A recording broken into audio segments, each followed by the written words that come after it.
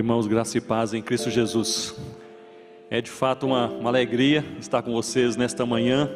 Louvo a Deus por esse congresso, esse encontro que mistura de maneira tão equilibrada, abençoada, a adoração, a oração, a exposição da palavra e também a comunhão.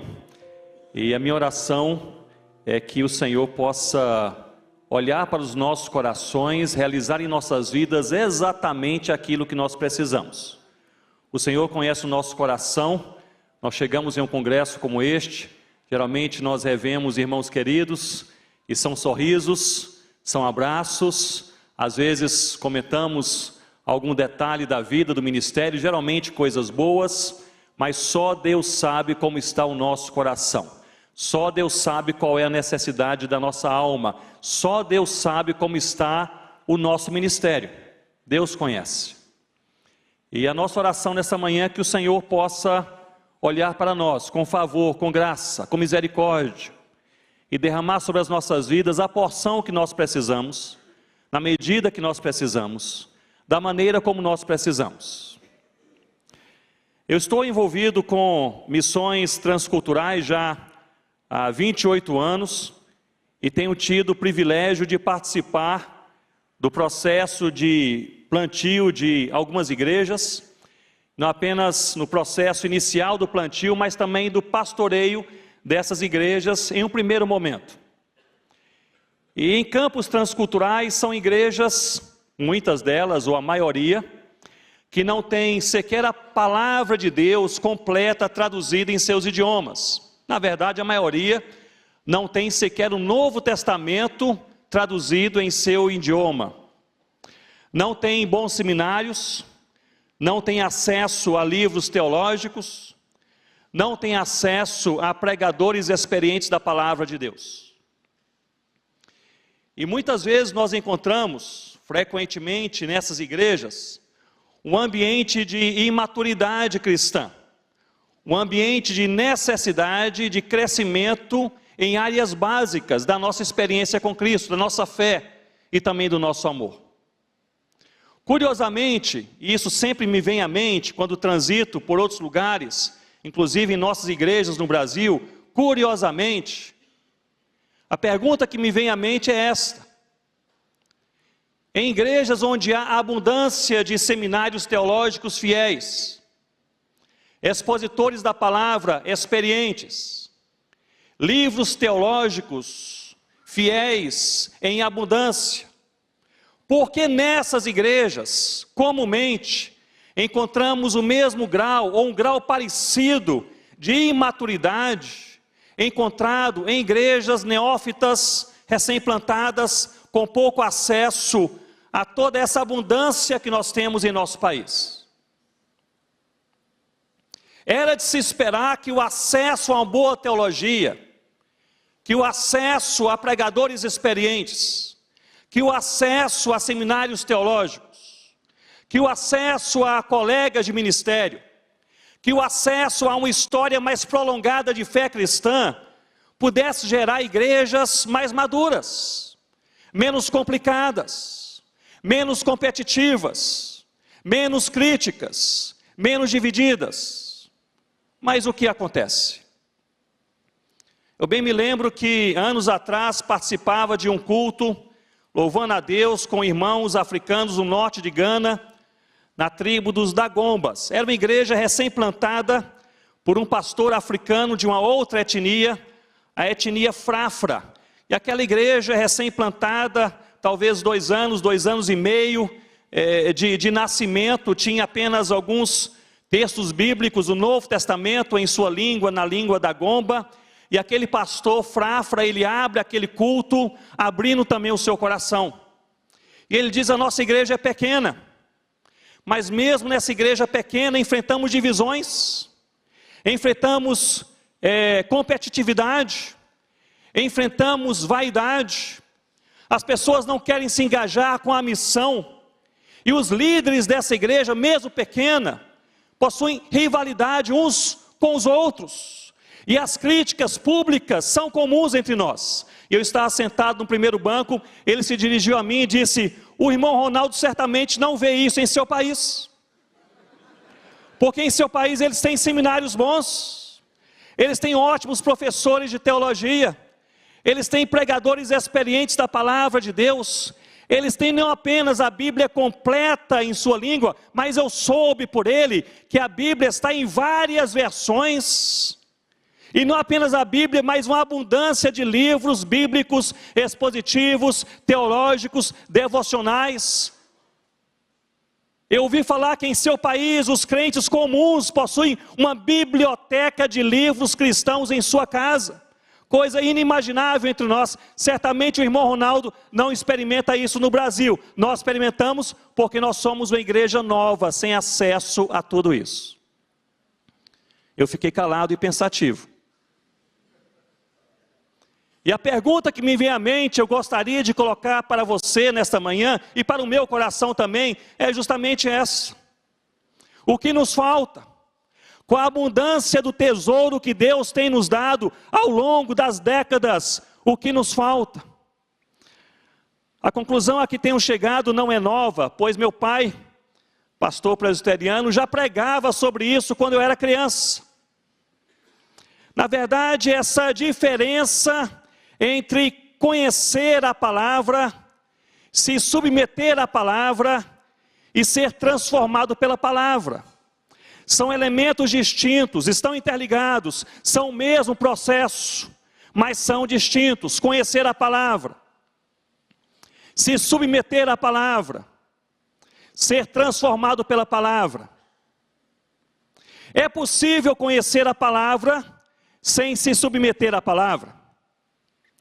É possível mesmo pregar a palavra de Deus, e pregar bem, sem se submeter àquilo que prega?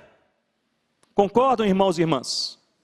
É possível elaborar os melhores ensinos, nas melhores pregações, nos melhores livros, nas melhores exposições, sem que aquela palavra profundamente pregada transforme ou mude qualquer coisa na vida daquele que ensina ou a prega. Isso porque há uma distinção, apesar de fazerem parte do mesmo processo, há uma distinção entre conhecer a palavra e se submeter à palavra de Deus. Mas há também uma segunda distinção, entre conhecer e se submeter à palavra e ser transformado por ela. Eu digo, é possível conhecer a palavra e mesmo se submeter aos ensinos da palavra, sem por ela ser transformado. Os legalistas fazem isto. Os legalistas que cumprem a lei, conhecem e se submetem àquilo que conhecem, mas o fazem por tradição ou determinação, não por um coração transformado. O fato é que é possível agir de forma amorosa, sem amar. É possível agir de maneira compassiva, sem ter compaixão. É possível cantar, sem adorar. É possível recitar uma oração, sem de fato orar. É possível até mesmo pregar a palavra, sem ser convertido. Um verdadeiro avivamento ocorre quando o povo de Deus passa a conhecer a palavra, a se submeter à palavra, e pela graça do Senhor a ser transformado pela palavra. Um verdadeiro avivamento ocorre quando nesse processo, Deus nos coloca no caminho inteiro. Nós conhecemos, e o que conhecemos apaixonamos, e nos submetemos, e aquilo ao qual nos submetemos transforma a maneira como nós olhamos, falamos, agimos, nos comportamos, as nossas motivações, o nosso ministério, a nossa família, o nosso desejo mais profundo. Avivamento não é segmentado. Um avivamento não ocorre apenas pelo conhecimento, não apenas pela submissão, não apenas pela transformação, mas quando Deus, por sua graça e favor, leva o seu povo a conhecer a palavra, se submeter à palavra e ser transformado pela palavra de Deus a cada dia. Há vários termômetros que nos indicam onde estamos nesse processo: conhecimento, submissão e transformação. Há vários termômetros bíblicos. Eu gostaria de partilhar com vocês nessa manhã sobre um deles, e talvez um dos principais, que é justamente o amor. Abra sua Bíblia comigo em 1 Coríntios, capítulo 13, 1 Coríntios, primeira carta de Paulo aos Coríntios, capítulo 13. Capítulo 13. Se você puder, fique de pé comigo para lermos juntos a palavra do nosso Deus. 1 Coríntios, capítulo 13. Irmãos e irmãs, amar é o nosso maior privilégio, mas é também o nosso maior desafio. Toda a palavra de Deus nos ensina e nos leva a amar. Em Mateus 22, Jesus afirmou que o grande mandamento é o amor. Amar a Deus acima de todas as coisas, amar ao próximo, aquele que está ao seu lado, como a si mesmo. Em Romanos capítulo 13, Paulo declarou que o amor, ele é o cumprimento de toda a lei, de toda a lei. Em 1 João 4, João diz que aquele que não ama, ele sentencia, não conhece a Deus, pois Deus é amor. Que palavra forte! Aquele que não ama, não conhece a Deus. Pode cantar, pode orar, pode ler a palavra, pode pregar a palavra, pode ensinar, não conhece a Deus. Em 1 Coríntios 13, Paulo ensina que nos resta a fé, a esperança e o amor, mas o maior deles é justamente o amor. 1 Coríntios capítulo 13, diz assim a palavra do Senhor: ainda que eu fale as línguas dos homens e dos anjos, se não tiver amor, serei como bronze que soa, ou como símbolo que retine. Ainda que eu tenha o dom de profetizar, e conheça todos os mistérios e toda a ciência, ainda que eu tenha tamanha fé, a ponto de transportar montes, se não tiver amor, o que, irmãos? Nada serei, a nossa própria identidade. E ainda que eu distribua todos os meus bens entre os pobres, e ainda que eu entregue meu próprio corpo para ser queimado, se não tiver amor, nada disso me aproveitará. Todos juntos. O amor é paciente, é benigno. O amor não arde em ciúmes, não se ufana, não se ensoberbece, não se conduz inconvenientemente, não procura os seus interesses, não se exaspera, não se ressente do mal, não se alegra com a injustiça, mas regozija-se com a verdade. Tudo sofre, tudo crê, tudo espera e tudo suporta. E eu continuo: o amor jamais acaba, mas havendo profecias, desaparecerão, havendo línguas, cessarão, havendo ciência, passará, porque em parte conhecemos e em parte profetizamos. Quando, porém, vier o que é perfeito, então o que é em parte será aniquilado. Quando eu era menino, falava como menino, sentia como menino, pensava como menino, mas cheguei a ser homem, desisti das coisas próprias de menino. Porque agora, todos juntos, porque agora vemos como em espelho, obscuramente, então veremos face a face. Agora conheço em parte, então conhecerei como também sou conhecido. Agora, pois, permanecem a fé, a esperança e o amor, estes três, porém o maior destes é o amor. Você pode se assentar, mantenha sua Bíblia aberta comigo nesse texto, 1 Coríntios capítulo 13. O apóstolo Paulo, ele escreve 2 cartas à igreja em Corinto, capital da Acaia. Era uma das 4 cidades principais do Império Romano, primeiramente Roma, Corinto, Éfeso, Antioquia da Síria. A cidade de Corinto era uma cidade conhecida por 2 coisas principais: os seus portos, por onde passavam dezenas e dezenas de barcos a cada semana, e a promiscuidade sexual. era tamanha, que até mesmo foi criado no grego comum, um verbo, algo como corintiar, que indicava a promiscuidade sexual extrema. Essa igreja havia sido plantada pelo próprio apóstolo Paulo em sua segunda viagem missionária. Era uma igreja eclética, diversificada. Havia judeus, havia gregos, havia ricos, havia pobres, homens, mulheres, patrões, empregados, havia também escravos. Era uma igreja conhecida pelos seus dons espirituais e, paradoxalmente, uma igreja conhecida também pela sua carnalidade. Observe comigo que havia 5 problemas principais nessa igreja, os quais o apóstolo Paulo ele trata nessa primeira carta. O primeiro, as divisões. Uns diziam seguir a Cefas, outros a Paulo, e outros diziam seguir a Cristo. Curiosamente, quem dizia seguir a Cristo não era mais espiritual, não era mais maduro, fazia parte da mesma divisão, divisões. Em segundo lugar, a imoralidade, a prática promíscua da cidade entrou na igreja e se manifestou no meio do povo de Deus.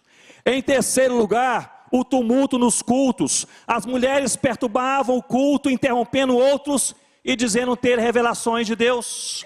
É preciso lembrar que a principal divindade adorada em Corinto era justamente Afrodite, que contava com mais de 1000 sacerdotisas que a cultuavam. E essas sacerdotisas se diziam possuídas de revelações espirituais para a sociedade. E parece que essa prática sincrética entrou na igreja em Corinto. E as mulheres agora, cristãs, no meio do culto, interrompiam a palavra, dizendo ter revelações da parte de Deus. E por isso, nesse contexto, o apóstolo Paulo as instrui a se calarem. Quarto problema, o escândalo interno. Alguns comiam carne sacrificada a ídolos, vendida no mercado, e outros se escandalizavam com esses que assim faziam. E o quinto problema, um confronto filosófico. O gnosticismo era a filosofia dessa época que valorizava o conhecimento, e associado ao cristianismo, alguns crentes passaram a defender que, se salvos em Deus, se salvos em Cristo, poderiam praticar qualquer coisa, a prostituição, a mentira, o engano, pois o conhecimento de Deus os iria redimir. Portanto, essa carta à igreja em Corinto, meu irmão e minha irmã, revela que nós podemos ter uma aparência de espiritualidade, uma palavra de espiritualidade, um jeito de espiritualidade, uma expressão de espiritualidade, mesmo com os corações carnais, egocêntricos, soberbos e distantes de Deus. É sobre essa dualidade que eu gostaria de partilhar com os irmãos nesta manhã.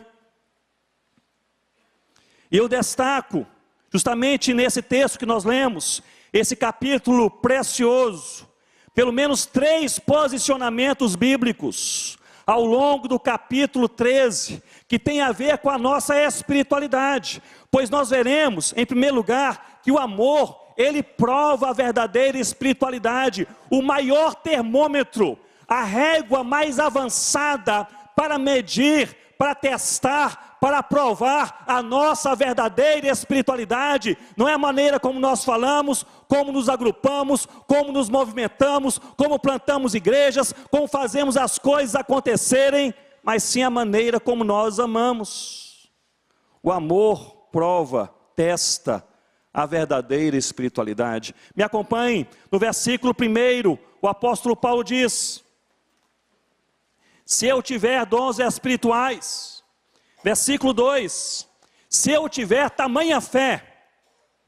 Versículo 3, se eu praticar toda sorte de ação social, obras de bondade, até mesmo distribuir os meus bens entre os pobres e chegar ao martírio por causa de Cristo, entregando o meu próprio corpo para ser queimado. E ele diz: se eu não tiver amor, e aqui meus irmãos e minhas irmãs, ele sentencia, ele diz: nada disso me aproveitará. Que palavra forte, Que palavra contundente!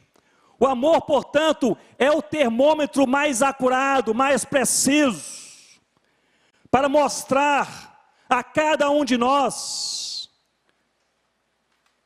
a nossa verdadeira espiritualidade, a maneira como nós temos amadurecido ou não no Senhor Jesus, como temos passado do conhecimento para a submissão à palavra e da submissão para a transformação pela palavra. Esse é um ensino pesado. O que Paulo está dizendo, em outras palavras, é que nós podemos crer, nós podemos ter dons, nós podemos praticar atos de bondade, sem verdadeiramente sermos transformados, sem amar. Meus irmãos e irmãs, se nós estivermos cheios de Deus, se estivermos avivados por Deus, se estivermos maduros na nossa fé, o maior sinal não será a nossa eloquência no falar, o nosso serviço de qualidade, muito menos os nossos dons espirituais, pois tudo isso pode ser manipulado. O maior sinal é a maneira como nós amamos. E a pergunta que eu faço ao seu coração e ao meu coração nessa manhã é justamente esta: se nós amamos, como nós amamos, com que intensidade temos amado a Deus e amado aquele que está ao nosso lado. No Evangelho segundo João, Jesus apresenta o sinal que mostrará ao mundo que somos de fato dele, que somos de fato seus discípulos. Esse é um texto eclesiológico e ao mesmo tempo um texto missiológico. Jesus fala sobre a igreja, a autenticidade da igreja formada por discípulos dele, e ao mesmo tempo é um texto missiológico, porque esses discípulos, reconhecidos como discípulos de Jesus, eles de fato evangelizarão o mundo. O mundo reconhecerá Jesus e o Evangelho de Jesus à medida que esses discípulos sejam de fato discípulos de Jesus. Mas qual era o sinal de reconhecimento daqueles homens como discípulos do Senhor Jesus? Dentre vários sinais, um deles era a proximidade. É certo que eles falavam como Jesus, é certo que eles criam como Jesus, é certo que eles praticavam sinais e maravilhas como Jesus, mas o sinal mais claro para o mundo era a proximidade.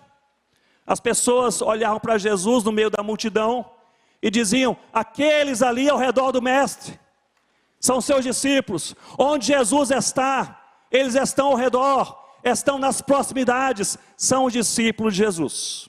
Mas agora Jesus se prepara para ser elevado às alturas, e Jesus agora quer destacar o sinal principal que fará com que os discípulos sejam reconhecidos como discípulos, pois não haverá mais a proximidade física. Jesus não estará mais fisicamente entre eles. Mas que sinal Jesus aponta? E é interessante que na teologia dos evangelhos nós vemos esses três sinais de maneira repetida, mostrando que os discípulos eram discípulos de Jesus. Eles falavam como Jesus, eles criam como Jesus, e eles também praticavam os sinais e maravilhas como Jesus. Mas em João, no capítulo 13, versículo 35, Cristo afirma: nisto, ou seja, existe um sinal superior, nisto todos, e ele se refere ao mundo, todos conhecerão que sois meus discípulos, se vos, o que, irmãos? Amardes uns aos outros. O sinal destacado por Cristo aos seus discípulos não foram as palavras, ou a convicção, ou as maravilhas, ou os sinais, mas foi justamente o amor. E Jesus utiliza a mesma condicionante em João 13, que Paulo utiliza em 1 Coríntios 13, se. Jesus diz: se vos amardes uns aos outros. E Paulo diz: se não tiver amor. Olhe bem para mim nesse momento e reflita comigo. A maneira como nós nos tratamos nas redes sociais evidencia claramente se nós somos ou não discípulos do Senhor Jesus. Eu vou além. E faz com que o mundo perceba ou não que de fato somos discípulos do Senhor Jesus. Porque, meus irmãos, minhas irmãs, se nas redes sociais nós respondemos com o mesmo tom, nós usamos a mesma ironia, nós falamos com o mesmo sarcasmo, nós expomos as pessoas com a mesma crueldade, nós movimentamos fazendo oposição a pessoas que ali estão ausentes. Se nas redes sociais nós agimos como mundo, carnal e perdido, como o mundo reconhecerá que nós somos discípulos do Senhor Jesus? Não é pela nossa eloquência. Nós podemos ter os melhores pregadores, os melhores teólogos, os melhores livros, os melhores seminários. Se nós não amarmos uns aos outros, o mundo não reconhecerá que somos discípulos do Senhor Jesus. Eu vou além. Se um grupo de WhatsApp, de cristãos protestantes, deixe-me ambientar, de cristãos protestantes reformados, não tiver palavras mais santas, não tiver paciência mais prolongada, e não tiver um amor mais evidente, meus irmãos, quem somos nós? O que estamos fazendo? Que testemunho nós estamos dando? Nós podemos até ser discípulos de Jesus, mas nós não seremos reconhecidos como discípulos do Senhor Jesus. A maneira como nós somos em casa, com a esposa, com o esposo, com os filhos, com os pais. A maneira como lidamos com o irmão, com a irmã na igreja. A maneira como nós trazemos na nossa conversa e roda de amigos um nome. Qual é a agenda secreta que nós temos na nossa alma para trazermos aquele nome à baila? Qual é a motivação do nosso coração? Eu quero lhe falar, olhe bem para mim nesse momento, você pode ter os maiores e melhores dons, a maior capacidade e a maior oportunidade. Se falta amor em sua vida, algo essencial está faltando. Essencial está faltando. O amor prova a verdadeira espiritualidade. Se nós olharmos do versículo 4 em diante, nós veremos que não apenas o amor, ele prova a verdadeira espiritualidade em nossas vidas e igrejas, mas nós veremos que esse amor também é auto-manifesto. Ele é perceptível. Quando alguém ama, isso é perceptível. O amor deixa rastro. Isso é lindo, fantástico. O amor não é apenas um sentimento, mas é também um compromisso. Olhem comigo a descrição da palavra de Deus sobre o amor. Versículo 4, o amor é paciente, quem ama está disposto a esperar. O amor é benigno, quem ama deseja apenas o bem do outro. O amor não age em ciúmes, quem ama não é inseguro sobre o amor do outro.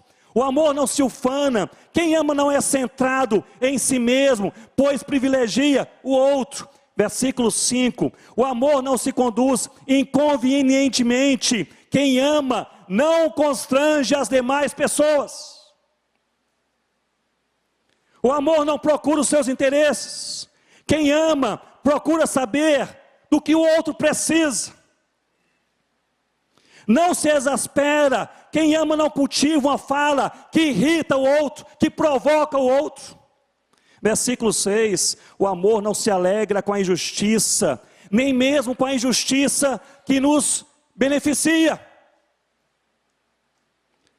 mas regozija-se com a verdade, ou seja, o amor possui uma ligação afetiva, pessoal, profunda com aquilo que é verdadeiro. Versículo 7, o amor tudo sofre, tudo crê, tudo espera, ou seja, o texto, ele está ligando o amor ao sofrimento, à fé e à esperança, e eu digo, quem ama sofre, porque perde, porque põe o outro em primeiro lugar. Quem ama crê, porque tem fé, espera em Deus a força para amar. Não tenho força, não tenho desejo, não tenho vontade. Se eu tivesse a oportunidade, eu me retiraria. Mas quem ama crê que Deus pode fazer alguma coisa nova em nosso coração, em nome do Senhor Jesus. Quem ama espera, porque tem esperança, mesmo não amando plenamente agora, está na caminhada, está aprendendo. Versículo 8, o amor jamais acaba, é maior do que os dons espirituais e a ciência, ou seja, maior do que qualquer feito místico e do que qualquer conhecimento científico.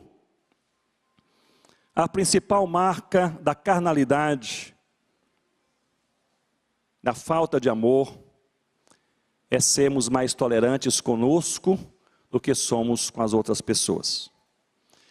E eu posso, meus irmãos, afirmar, com base nesse texto, e com base especialmente na teologia paulina sobre o amor, que é a régua que mede dons, vidas e ministérios. Eu posso afirmar que um dos principais sinais de avivamento é quando nós crescemos em amor.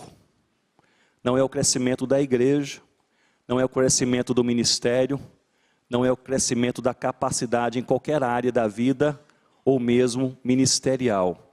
É quando nós crescemos em amor.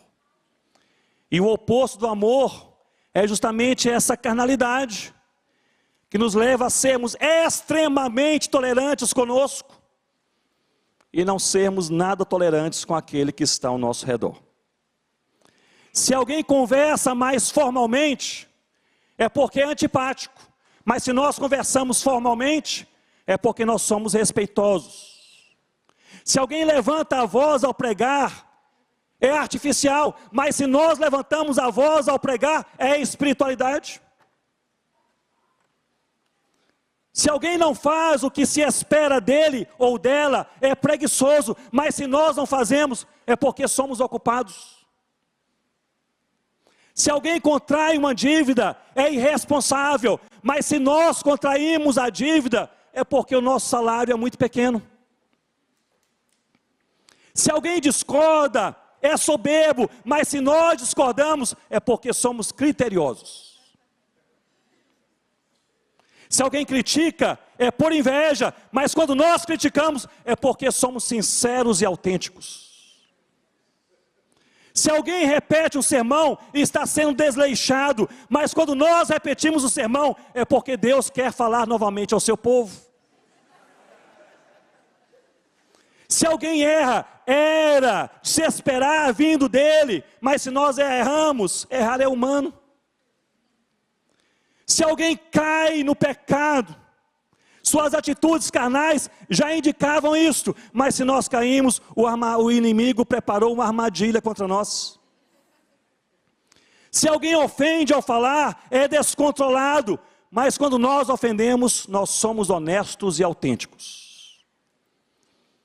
Meu irmão e minha irmã, o amor prova a nossa espiritualidade. A pergunta nessa manhã é se amamos, como amamos, o quanto amamos. Cerca de 3 semanas atrás, cheguei de uma viagem missionária do Sudeste Asiático. Ali uma região fechada para o Evangelho, especialmente para a evangelização. Havia sido convidado pelos obreiros daquele próprio país para dar um treinamento sobre plantio de igrejas. Me chamou a atenção, pois eu conhecia aquela região como uma região pesada, fechada para o Evangelho.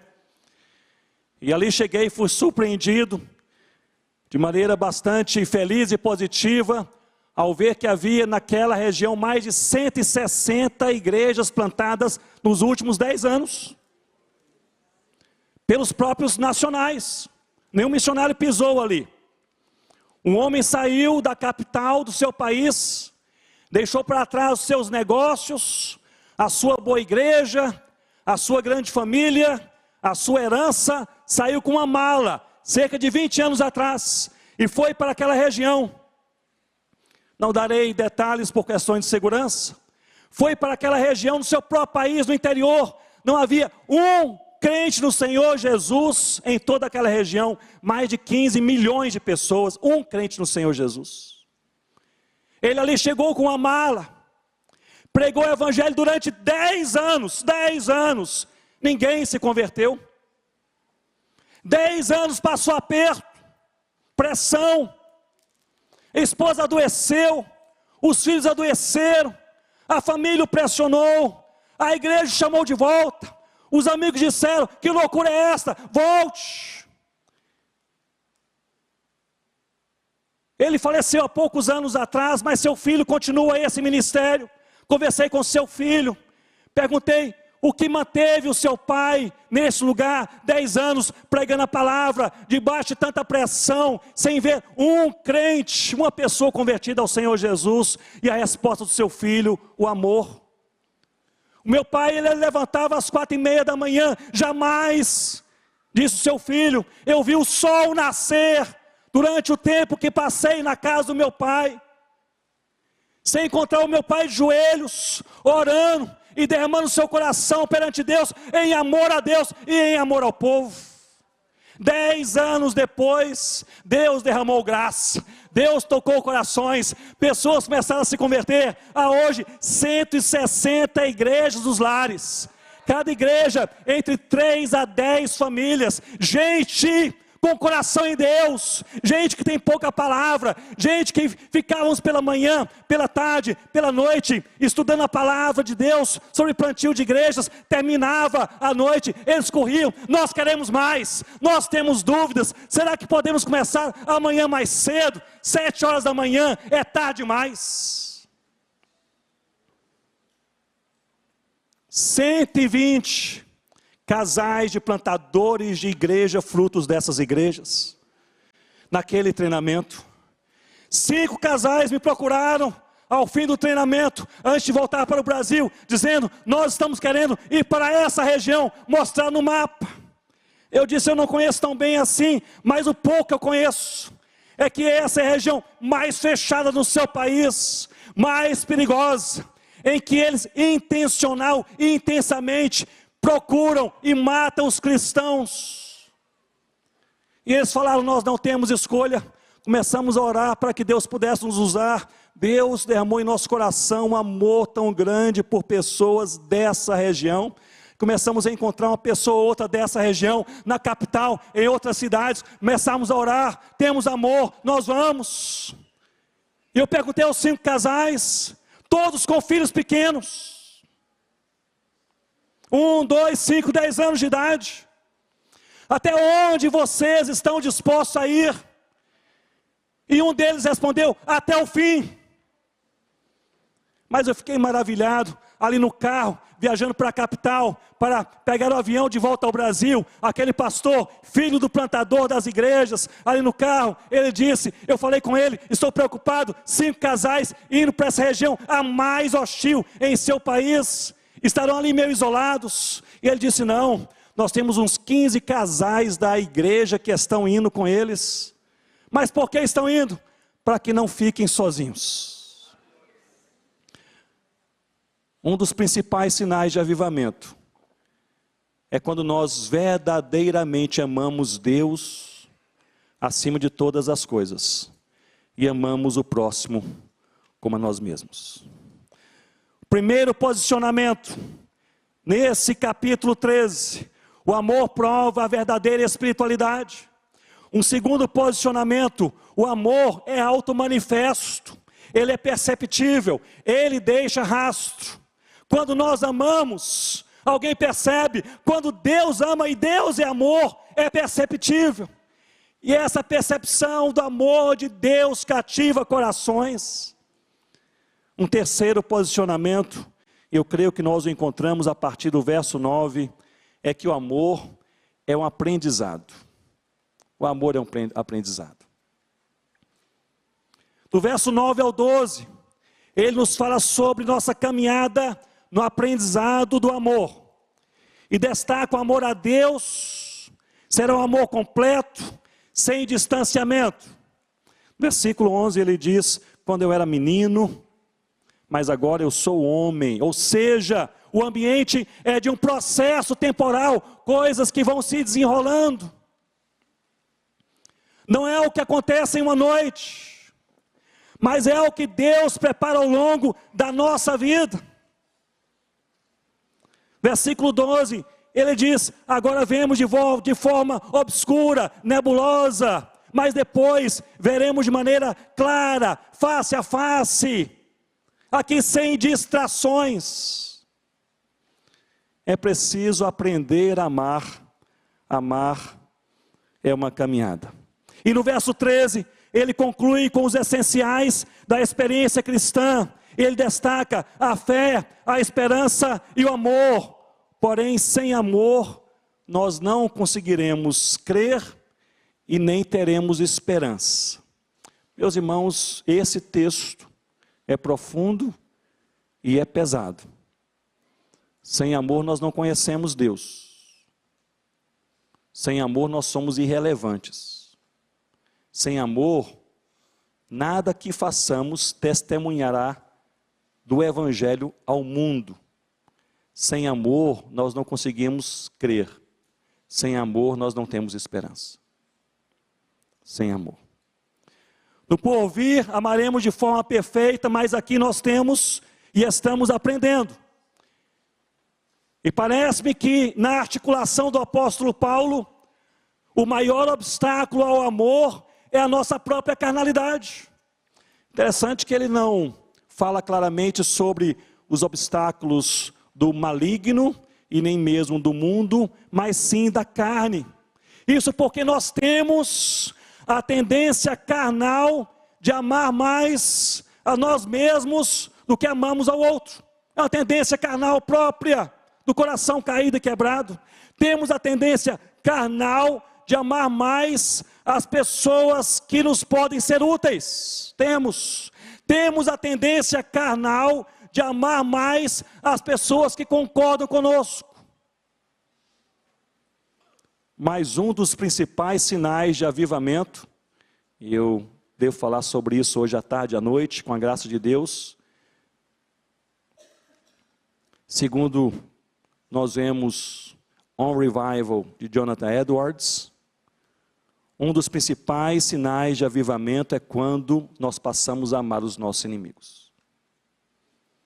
E aí, somente aí, nós estaremos vendo em nossas vidas uma verdadeira maturidade espiritual. O resto é fantasia, o resto pode ser diluído em imagem, o resto pode ser manipulado de maneira proposital ou até mesmo involuntária, mas amar o próprio inimigo é sinal de espiritualidade verdadeira, o derramar da graça de Deus. E posso perguntar, o que fazer para amar? 3 sugestões. Em primeiro lugar, peça a Deus amor, pois Ele é amor. No Salmo 119, 2, o salmista, ele ora dizendo: correrei pelos caminhos dos teus mandamentos, quando dilatares o meu coração. Precisamos de corações dilatados, abertos, expandidos, e somente Deus é quem faz isso em nossas vidas, em nossos ministérios, em nossas famílias e em nossas igrejas. Sem Deus nada acontece, mas com Deus qualquer coisa pode acontecer. Não são essas as duas colunas da teologia da soberania de Deus. Sem nada acontece sem Deus. Mas com Deus, tudo pode acontecer. Não há coração tão duro que Deus não possa quebrar. Não há pecado tão horrível que Deus não possa perdoar. Não há casamento ou família tão quebrada que Deus não possa restaurar. Não há igreja tão morta que Deus não possa reavivar. Não há tribo tão distante que Deus não possa alcançar. Se sem Deus nada acontece, com Deus qualquer coisa pode acontecer. Peça a Deus amor, pois Ele é amor. Talvez seja esta a nossa oração a cada manhã, em busca de um verdadeiro e bíblico avivamento. Senhor, ensina-me a amar. Durante anos em minha vida, eu passei todos os dias eu fazia a mesma oração. Senhor, aumenta a minha fé. Aumenta a minha fé. Depois de um tempo, eu comecei a fazer essa oração: Senhor, ensina-me a amar. Eu lhes digo, é muito mais difícil amar do que crer. Número 2, lembre-se daquilo que é incompatível com o amor. Jonathan Edwards, em seu livro Afeto Religioso, nos fala sobre a incompatibilidade do amor com o que ele chama de palavras de agressão. Se você deseja verdadeiramente amar a Deus e ao próximo, comece moldando as suas palavras, porque o que nós falamos e como nós falamos retroalimenta o amor ou a ira em nossos corações. Isso inclui a sua casa, a sua igreja, seu ministério, a sua rede de amigos e também as redes sociais. Em terceiro lugar, pratique atos de amor. O amor não é apenas um sentimento e não é apenas uma ação, mas sim um estado e um propósito. Nós devemos praticar atos de amor enquanto aprendemos a amar. Pratique atos de amor para com Deus, adore o seu nome e reconheça o valor da sua palavra. Pratique atos de amor para quem está ao seu lado, seja mais carinhoso, elabore melhor as suas palavras, surpreenda o seu inimigo com amor. Nós podemos maquiar muitas coisas em nossa vida, mas amar o inimigo não. Amar o inimigo é a ação direta de Deus avivando o nosso coração. Em terceiro lugar, pratique atos de amor com o mundo, envolvendo-se com a pregação do Evangelho, envolvendo-se com o plantio de igrejas, envolvendo-se com o seu vizinho que ainda não conhece a salvação no Senhor Jesus. O Dr. David Hazelgrave dizia que plantar uma igreja é um dos maiores atos de amor que podemos testemunhar na terra. Plantar uma igreja é um dos maiores atos de amor que podemos testemunhar na terra. Envolva-se com aquele que não conhece, não ama, não segue o Senhor Jesus. Na introdução eu mencionei que o ensino de Paulo aos Coríntios, essa primeira carta, tratava de 5 problemas. Não vou me prolongar, mas temos evidências bíblicas claras que nos mostram que todos os 5 problemas foram tratados por Paulo, cuja solução apresentada foi justamente o amor. Perante as divisões, primeiro problema, acabem com as panelinhas. Perante a imoralidade, segundo problema, sejam diferentes do mundo, amem a santidade. Perante o tumulto nos cultos, terceiro problema, não falem para aparecer. Perante o escândalo na igreja, o quarto problema, prefiram pagar mais caro do que fazer o irmão sofrer. E perante o confronto filosófico, o quinto e último problema mais destacado, sim, o crente tem toda a liberdade em Cristo, mas a nossa liberdade é limitada pelo amor. Só há uma coisa que limita a nossa liberdade em Cristo, é o próprio amor de Cristo, por Cristo e em Cristo Jesus. O quanto nós amamos, limita o que sentimos, limita o que falamos, limita o que fazemos, limita as nossas escolhas. Somos limitados pelo quanto nós amamos. Mas amar é um aprendizado, é uma caminhada. Eu me lembro que entre os concombas de Gana, nós pregamos o evangelho ali durante algum tempo. Deus fez várias coisas que impactaram aquela etnia, muitos vieram ao Senhor Jesus, as conversões, com base na exposição da palavra do Evangelho de Cristo, pessoas passavam a recitar a Bíblia, memorizar a Bíblia, mas houve um ato que mexeu como nada mais com a aldeia onde nós morávamos, uma aldeia chamada Coni. Algum tempo depois, a igreja ali crescente, havia ali o Labuin com a sua esposa, um casal, que depois se tornou um casal de plantadores de igrejas. Labuin é homem de Deus, e ali na cultura concomba, homens não conversam, naquele contexto específico, com mulheres publicamente. Então, publicamente, os homens conversam com os homens e as mulheres com as mulheres. Porque o homem, sentindo-se superior, não poderia se rebaixar para conversar nem mesmo com a sua esposa publicamente. Muito menos comer, dividir uma refeição com a sua esposa. Oramos o primeiro ano ali com uma família concomba, e inúmeras vezes viu o chefe daquela casa querendo saber alguma informação da esposa, chegar perto da esposa e falar com seu irmão do outro lado, dizendo: será que o jantar hoje vai demorar a sair? A esposa está aqui fazendo o jantar. Não falava com a esposa. Nesse contexto, e toda cultura possui as suas quebras, toda cultura possui as suas expressões pecaminosas, como a nossa cultura brasileira também. E nessa cultura, nesse contexto, homens não conversando publicamente com as mulheres, pois isso seria humilhante na percepção geral.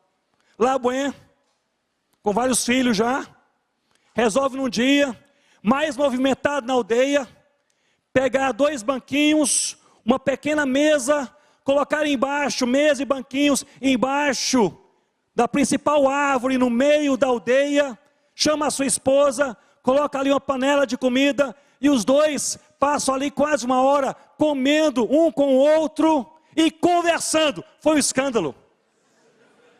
Começou um burburinho na aldeia, e a Sana falou: amor, está acontecendo alguma coisa, eu saí, o que está acontecendo? Alguém passando mal, etc. Não, o Labuin está conversando com a esposa, perdeu a cabeça. Não será mais respeitado. Meus irmãos, algo diferente começou a acontecer naquele dia, e começou a acontecer na igreja. Eu lhes digo o que começou a acontecer: quebrantamento. O verdadeiro quebrantamento ocorre quando nós somos chocados pela necessidade de amar e não conseguimos amar. Pedimos a Deus e Ele nos favorece. Lutero, citado por Mahane em seu livro Glory to Glory, de glória em glória, nos disse: esta vida, portanto, não é justiça, mas crescimento em justiça. Não é saúde, mas cura. Não é ser, mas se tornar. Não é descansar, mas exercitar. Ainda não somos o que seremos, mas estamos crescendo nessa direção. O processo ainda não está terminado, mas vai prosseguindo. Não é o final. Eu gosto dessa frase. Não é o final, mas é a estrada. Todas as coisas ainda não brilham em glória, mas todas as coisas vão sendo purificadas. Nós estamos nessa estrada para aprender a amar. É pela graça de Deus. É pela graça de Deus. O desafio para o meu e para o seu coração nesta manhã é amar a Deus acima de todas as coisas. E amar ao próximo, mesmo seu inimigo, mesmo seu opositor, mesmo seu crítico, como a si mesmo.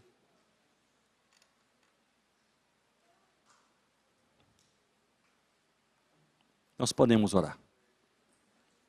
Curva a sua cabeça nesse momento. Converse sinceramente com Deus.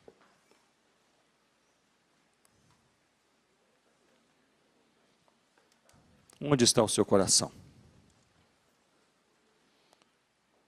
Quais são as falhas na sua alma que precisam ser preenchidas com um profundo e verdadeiro amor? A quem você precisa perdoar? Quem você precisa tolerar?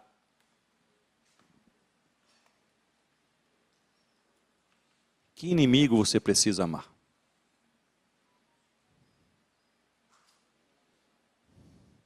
Quando cheios do amor de Deus, somos levados a falar como Paulo: já não sou eu quem vive, mas Cristo vive em mim.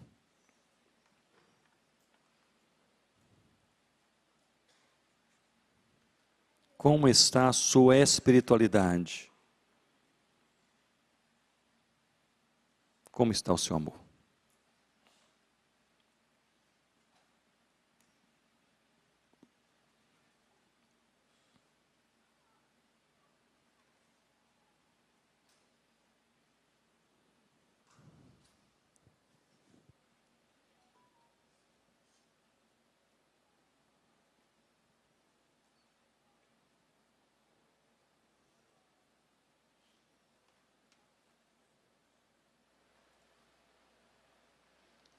Talvez você queira ficar de pé comigo e fazer uma oração ao Senhor.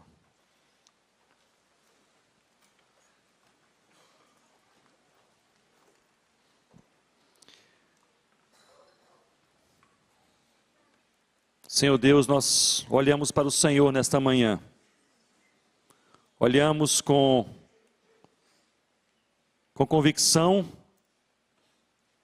Olhamos para o Senhor com alegria e gratidão, mas também com expectativa.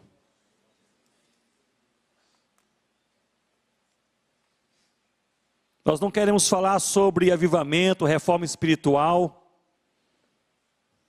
de uma maneira externa, por meio de imagens, de movimentos, de articulações, nem mesmo com base apenas nos frutos e no crescimento. Nós pedimos ao Senhor no verdadeiro quebrantamento de coração.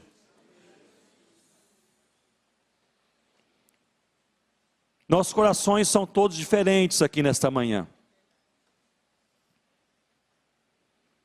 A minha fraqueza não é a fraqueza do meu irmão, a fraqueza da minha irmã não é a minha.